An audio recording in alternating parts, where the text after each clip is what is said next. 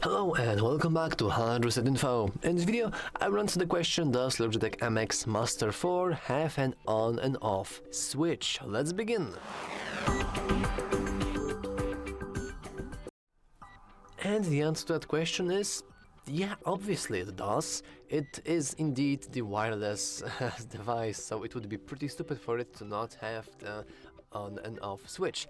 And if you're curious where you can find it, well, you can just rotate the mouse, and here you can see this magic switch here, and if we switch it to the down, we can see that our mouse is no longer working. However, if you rotate your mouse once again and then switch that switch slightly up, now it's light up and now it's working again.